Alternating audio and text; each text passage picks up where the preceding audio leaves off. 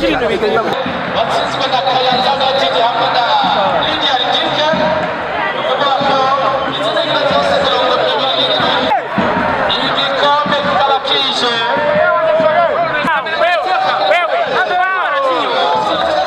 ibirori kutukuri biteye igomwe bimeze neza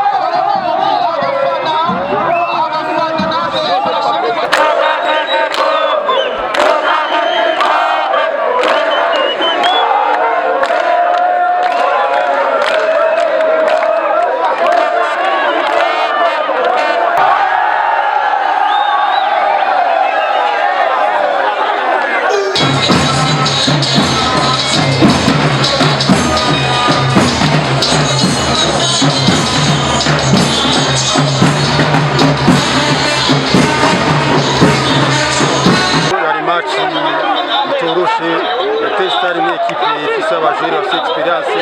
n'abatekinisiye murabona ko bavuga yuko nko mu gice ca mbere bashoboye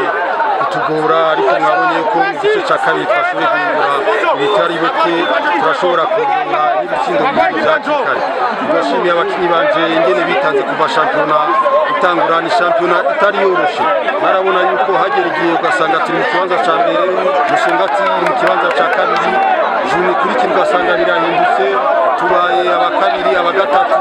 Musongati baye ya mbere nubwo yuko urabora gushika kuri juni ya 28 ntiyari bwamenye ya 29 ntiyari bwamenyekanye ekipe y'itwara igikombe ariko murabona yuko mutwadushikaje match imwe tutashobora gutsinda Testari ibitsindo bitatu turatahukana ibitsindo nico gituma nubwo yuko atari shampiyona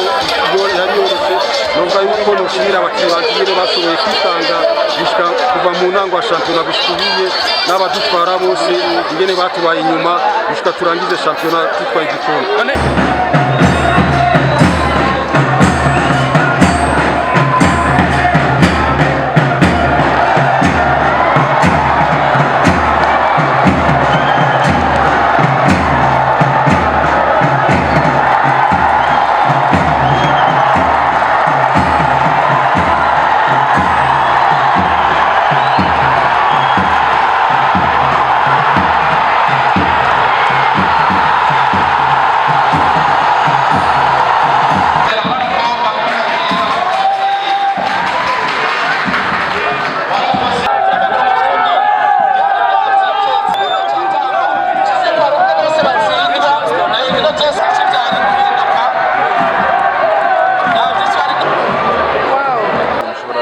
yadushoboje kugira ngo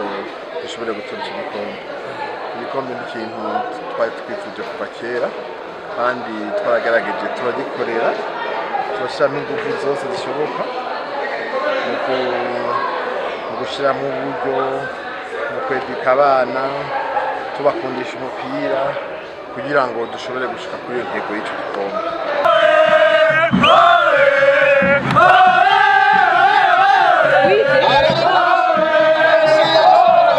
Ritari ryoroshe sico kimwe n'umwaka uheze murabona yuko twaguma tugenda twegeranye hageze igihe wabona yuko igikombe kiriko kiragwanira nk'ama ekipe ashika nkane none byapa tukinyene nubwo yuko murabona yuko ayandi ma ekipe yarashoboye kwiraforsa bararondera abakinyi ariko natwe nubwo yuko ibyo bitigeze biduca intege twarashoboye natwe kuraforsa turazana abakinyi batari bike nubwo yuko nk'abajya baganda babiri Artire hamwe na Kabare murabona ko ari abakinyi bashoboye kudufasha muri shampiyona gushika hamwe twitwara.